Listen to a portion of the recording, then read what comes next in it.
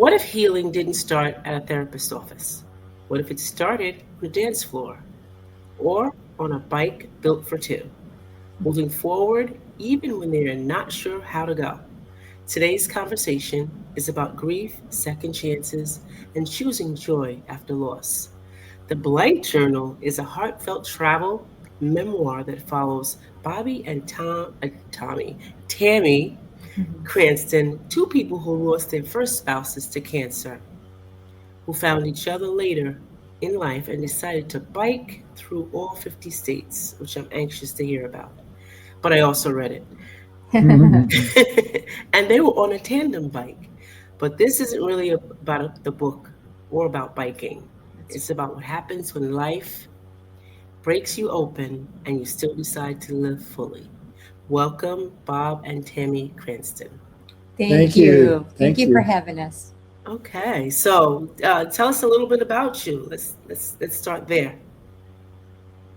Go ahead. Well, we met at a hospice sponsored grief support group after losing our spouses to cancer just 1 month apart from each other. Okay. And, I remember meeting him and thinking, well, somebody's going to be really blessed to be with him someday. It's not going to be me because I'm not looking. But there was just something special that I noticed about him. So we, went through this grief support group for 8 weeks. Mhm. And I noticed that, we both were healing very healthy. We both were using our faith. We both had done a lot of healing before we even got there. Mm, There is such a thing, as anticipatory grief. So, I started grieving the day that my former husband got his diagnosis and was told that he had less than a year to right. live. Same here. You can't prepare for the loss, but there are ways that you start preparing that this Well, is that's very important to say. real. Yeah, This is my that's new good. reality. Yeah. That's good. Mm, And so, yes, we both really, out of everyone that was in the group, we were in a different spot, which was very unusual. And the leaders knew that and often would allow us to talk more than others to try to inspire some of the others. And so I did notice that Bob seemed to start taking interest in me. And, um, I pretty much just told him I wasn't interested. I don't feel like I have it in me to love and lose again. But we were good friends. But on our last meeting, we had to make up a new list of what's your new normal going to look like? What are the things that you've put off that now you can do? And mhm. they recommend having some fun things on there. Maybe that might be some educational ambitions. So I always wanted to write a children's story, and I had Okay. that on my list. And I grew up in a dance studio as a kid. I was there 4 days a week, but I never did ballroom dancing. I did jazz, tap, ballet, toe, all of those things. And since ballroom dancing seems to be so popular right now with Dancing with the Stars, I Yeah, thought absolutely. Yep. I want to do something where I'm moving again. I want to feel alive again. And so I was sharing with the class, I signed up for ballroom dancing. And then Bob approached me. Yeah. Well, what I said to her was, my wife, my deceased wife, and I had always said, well, someday it would be fun to learn how to do ballroom dancing. And so I asked her, I said, would you mind if I joined you in the Yeah. class? I was a little intimidated because she had grown up dancing, and I did not. I was not a dancer. But she Hmm. said, no, I'll be gentle with you. I thought it's great. We're going to go as friends. And so we got to know each other in the group, and we're both, working through our mourning together. And our group would meet on Tuesday evenings. We went straight from grief support group to ballroom dancing. Right. Same time, same day, just a different place. Now we got Right. out the leather soled shoes. Right. And, you know, I'm so glad that we did it together because my emotions and yours too were all over the place. And I thought, who else can understand? And I wrote about this in the first chapter of the book. Hmm. And I remember that first time I smiled. and laughed when we bumped into each other, stepped on each other's toes, and laughed. I stopped, and then I had tears and started crying. And I thought, should I be laughing? Mm. It doesn't feel right. And then I had to tell myself, I had to give myself permission. Sure. Yes, this is what Larry would want. He Mhm. wants me to find joy again. Yeah. That's And good. so we continued to take the dance lessons. And then it was like, well, let's go out to eat after dance class, still meeting as friends. But then eventually the phone call came and he asked to meet me for dinner. And I said, let me just be frank. Are you asking me out on a date? Or are we just going to meet for dinner as friends? And he said, this is a date. And I told him, I really need to think and pray about this. That changes things for me. Yeah, right. So, but So we got out on a fairly simple restaurant, but the food was pretty good. Anyway, she kept throwing up roadblocks, all the reasons that we probably would go our separate ways. And none of them seemed very convincing to me. And I listened and I said, so? Well, I was trying to push him away and Yeah. he wasn't having it. And Yeah. so really what was the deal breaker for me was that we went to see a Christian counselor together and we wanted to make sure that we were in a healthy place.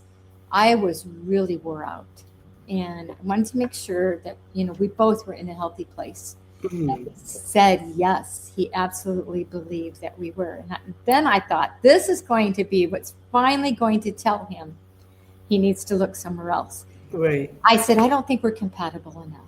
And so he had us take a compatibility test. And then we You came just back. going every route you could possibly go, huh? yeah, she was. And then we came back the following week. We did this in our own homes. We mailed them in. They went to him. We came back the following week to get our scores. And he said, I've been a Christian counselor for over 30 years, and I've never seen scores like this. And I'm on the edge of my seat, wondering, what is he going to say? Yeah. And he said, your scores were off the charts. Yeah. He said 60 is a good score for couples who have been married and have known each other for a long time. He said, are you ready for your scores? And we said, absolutely. We had 3 100s, 2 90s, and a 70 in a category of raising children, which we had never done together. Wow. So I said, I think God is opening a door for me, and I am not being willing to walk into it. And so that was the eye-opener for me. That's cool. So let's talk about the grief, because I know you brought that up, the grief and the permission to heal. Yeah. In the book, grief isn't something you get over. Yep. Right. It's something you learn to live alongside, right? Yep. Okay. Exactly. Why do you think the society struggles so much with allowing people to grieve without putting a timeline on it? Well, I think that's a good question. I think the answer is complicated, but one big thing I think is that a lot of them don't know how to deal with it themselves, and they don't know how to help you deal with it, and they would rather just That's good. let it be silent and pretend like it wasn't there. Yes. Yeah. And we do not give people permission to grieve. People are given a very short time period off work, and then you're supposed to come back and be okay. Bounce back. Yeah. We both recently got certified in grief companioning, and just in going through that, and then I became a trained bereavement volunteer. Of course, Bob's a physician, so we both have some background in this now. Mhm. But something that really was important for me to learn was the difference between grief and mourning, because grief is all those feelings you feel inside, that deep pain, the sadness. But mourning is getting it outside of yourself. And what happens is we show up at the funeral for people, and then we let those people be on their own. We need to set up times to meet with them for coffee, a lunch, or something. People still need to talk about their loved ones. Yeah. That is, and what they went through, their experience. And we need to give people the time and space to do that. Yeah. So That's our right. society is just not allowing people to grieve in a healthy way. Yeah. I like how you took apart grief and mourning because they are two different things. Yeah, And we talk about it, but we don't talk about what steps there are involved in. We give like the numbers, like 1 to 12 steps or whatever the steps are for grieving, but we really don't get into it. And then we completely take out mourning. Mourning is not even a thing. It's not even talked about. And that's that's really a good point that you brought to light. That it's not even talked about mourning. It's a yeah. different thing. So there's an unspoken tension people feel after loss, the guilt, like you did with the laughing. You started laughing, then you started feeling guilty, scared to love again, and even living again. How did you model a healthier way to move forward? Because I want to see how you did that. Well, we always give each other permission to talk about our past. Okay, So Barb and Larry can come up in any conversation. gotcha. And that's very, very healthy. Just because you lost someone doesn't mean they're not going to be a part of your life the rest of your life. Ah, You carry them forward with you. mm-hmm, And so I know, Barb is a part of him, and he knows that Larry's a part of me. mm-hmm. And he literally said something he's going to thank Larry. He has things that he wants to thank him for. Right. And he said that I should be happy that Barb worked out the rough edges with him. Some of them. So, we that is one thing I think that's very healthy in starting over, to give the other person permission to talk Right. at any time about your past, because it's not something that you bury. It's Mm-hmm. always with you. I So, think one thing that made it a little easier for me was Barb and I had been married for 33 years. Wow. And when we found out uh, about her terminal diagnosis, and we were sitting at the kitchen table just kind of talking, she said, you'll need to get remarried. And I said, why do you say that? She said, because that's how you interpret the world, is you think out loud with another person, and you're going to need that. Mm. yeah. So in a way, it gave me permission to think.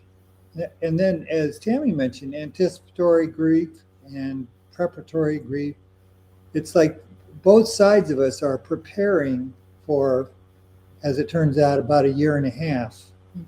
for the inevitable. So Right. it kind of, it's bittersweet, but it did kind of give us permission to move forward. Right. That's great. And with Larry and I, he was told he had less than a year to live, and he literally made up his bucket list. And that was my first book. It's called Why Not Me? It was so inspiring, Wow. because here he is, with stage 4 cancer, hiking mountains, swimming with dolphins. And he just had this amazing faith and spirit. I mean, he's so full of joy, yet he's dying. I thought, Right. wow, he's living life. We all should be living like we're dying. He literally Right. was doing that, and it inspired me so much. And then with Makes working sense. with That's good. hospice patients, I learned Hmm. with them that they all have something in common, and that's regrets. So in moving forward, that's one thing that we wanted to do, is set those goals. My motto is every day, what can I do to minimize my regrets? Yeah, that's good. That's good. I don't want to have those regrets on my deathbed. Yeah. So that was something that I don't know if that totally answered your question. No, it did. It did. It did. Fine with moving forward. Yeah, that's good. That's good. So I want to go back to your ballroom dancing. Yeah. And I know it wasn't therapy. It was. It probably was. It was. Maybe it was in a way. But it was a surprising doorway to your new adventure into your life. What does this story teach us about being open to healing in unexpected forms? Well, I would like to share with you one thing that changed me. Sometimes it can be something somebody says, something you read. Okay. And he was reading so many books. I signed up for these devotionals through griefshare.org. Right. And one in particular got me off the couch. And it was from Dr. Ray Pritchard. He said, "You can't go back. You can't stay here. You must move forward." Oh, that's good. In the end, you wished you could always go back, but that's not how life works. That's good. And so I kept thinking about that quote, and it got me up off the couch. It's like, I can't just live the rest of my life laying here on the couch. That is dying. I need to focus on living. That is what Larry would want. He would want me to focus on living. So I was 49 years old, and I thought, I still have hopefully many years yet to live. So I was very focused on living life fully. Yeah, that's good. Yeah, go ahead. Go ahead, Bob. Go ahead. Well, I'm sorry. I was going to say I had a full-time job as a neurologist. And my particular job, I dealt with a lot of people who were dying. I worked in the area of palliative medicine and some of the muscular dystrophies. And so one thing that helped me was some days when I was feeling, under pressure and feeling sad, I'd say, hey, you have so much to be grateful for. Yeah. There are all these people whose lives are being torn apart. And at least your wife loved you. She cared about you, and you didn't go out angry. It's sad, but it's time to move on. So it's great. We find that, we do some presentations for different groups, but we find there's a lot of people stuck. They feel like it's disrespectful to move forward, and we don't feel that at all. Yeah. It's not disrespectful. We really feel like it's what they would want. Yeah, that's good. Your story challenges the idea that big dreams don't belong to just the young. What message does the blank journal send to people in their 50s, 60s, and beyond who feel it might be too late? There's always something interesting, challenging, inspiring, godly to move forward with. Yeah. Even at the very end of life, there are ways you can touch people's lives. And we found that setting goals that were fun and inspirational was a big part of our healing. Yeah. And we are people of faith, and we have realized that it's not our story. It's not our story. And it's his story. And he's the one that knew that we would be a good match. And he's the one that brought us together. And so we're living his story. It's his story played out in our lives. And we really like being active, and we really enjoy inspiring other people. That's really good. I love that. I hear faith from when we first started to the very end, right? So faith is present even in your book when I read it. But it's grief, it's quiet and it's lived. It's quiet and lived. I mean, you guys live it like constantly. Everything you did throughout the book, I was like, wow, this is faith. This is like faith here. Like, this is nothing but faith. And now you're talking about it. Right. So I'm getting the distinct, wisdom from you that faith isn't just talking, it's performative. That's right. Absolutely. Okay. Why do you think that approach that you're bringing to us today resonates and should resonate with people so deeply? Because I feel like everyone's going to go through difficult times, and change is really hard for people. But I know for me it was. I was one that would, avoid it at any cost. But now I've been through it multiple times, and I've come to rest in the hope and promises that I have that I'm going to be taken care of, and I don't have to worry about tomorrow, because I know that he's the one that is the God of new beginnings. And I can rebuild my life. However many times it takes, I can rebuild my life. Right. That's good. I think of Philippians 4, where he says, be anxious for nothing, but in everything, Yeah. prayer and supplication with thanksgiving, let your requests be made known to God, and the peace of God shall keep you in that Yeah. situation. I And think you guys are talking about trusting provision, that's even right, though we may not even feel like it sometimes, right? like we're grieving or we're upset or some things are not going right. It's trust and provision. I think you guys came into my life because I actually am on that journey of trust and provision, which is like amazing. It gives you like almost like wings. It does. It's like it gives you those wings, like it feels so light that you don't have to worry, as you say, worry about tomorrow, even the next second. You Right. trust in provision. And then it's such a, gratitude is such an important part of our life, because when you do trust and you see that he's opened these new doors and you've decided to walk through them, it's like, how can you not be grateful that he's continuing to work on in your life? He's healing you. He's opening new doors. He's giving you a beautiful new life. I mean, he's with you every step of the way, and through it all, carrying you through the hard times, and yet leading you into new valleys that you're not even aware of. Yeah. It's Our lives are a beautiful story. Mm, it really is. That's good.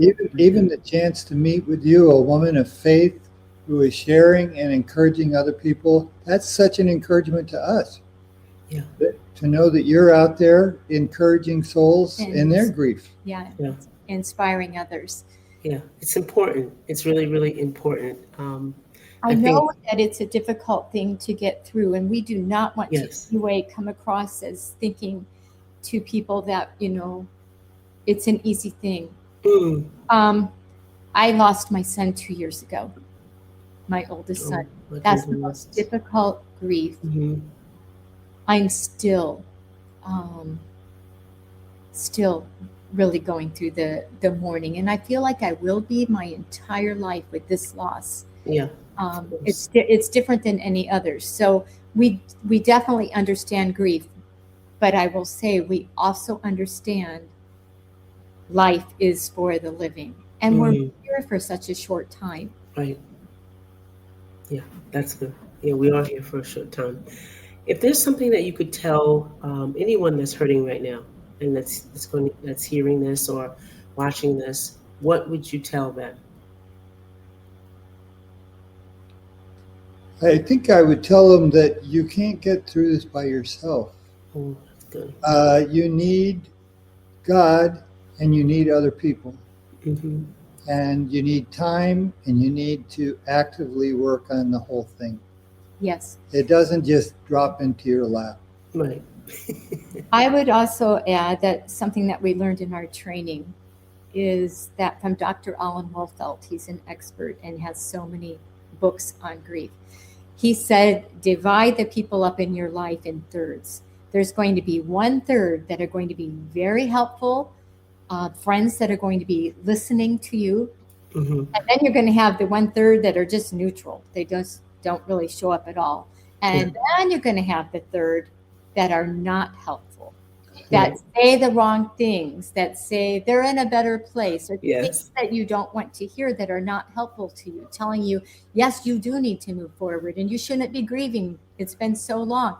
No, Hmm. forget about all those other 2/3 and cling to that 1/3 of people that will be with you through this journey. Hold on to them dearly. Yeah. The people that sincerely ask you how you're doing and say, I really would love to share with you how I'm doing. Yeah. Don't just say okay as you're passing by. Say, I would really like to set up a time to talk with you and Right. share with you. Yeah. I really care. Yeah. That's beautiful. Well, I want to tell you this is the part of audience. This is the part that I tell you all about what I learned out of the book, because I do read every book. So you ready for this? Yeah. So what stayed with me the most is healing doesn't mean erasing the past. And I think that's number one for me, because I always thought that, you had to forget them because you always would start crying, you'd start showing emotions. But your book reflected that, it doesn't erase it. Doesn't erase who they are. They mean something different right now. So that really helped me. Yes, It means carrying it with tenderness while choosing joy anyway. Anyway, that's right. Anyway, tough. That's tough. Anyway, and this book reminded me that joy doesn't dishonor grief. It doesn't. that's a Um, great point. it Yeah, doesn't. It doesn't. Love doesn't replace what was lost. What you that's just said. right.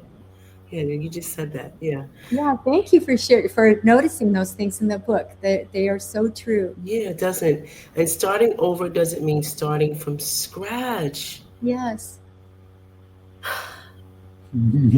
It was so refreshing to hear, just to get that. It doesn't mean, because, when you say starting over, you think of erasing everything and just, no, it's starting from that point, which is great for me. You can bring all the joy from where you are and who you are.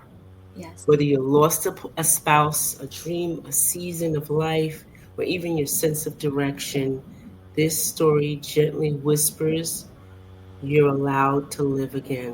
And Yes. that's what is the most important out of this whole book. Yes. So And thank you. we did not walk away from the families of our former spouses. In fact, when we got married, That's beautiful. we had them give us away. They stood Wow, they stood up to give us away. that is beautiful. Yeah. It really was. And we had a great party afterwards. Uh, just being together, eating and dancing and having Yeah. fun. Yeah, they knew Yes. what we had been through, and we talked to all of them. We had their blessings, and they were happy for us. Oh, that's beautiful. So let me ask you a question, this sidebar. Do you do like relationship coaching? Is that what you No. do? Huh? No, we don't, but Tammy especially has done more public speaking, Okay, okay. women's groups. I- I've yes. talked a little bit to some groups about medical aspects of dying. Gotcha. Okay.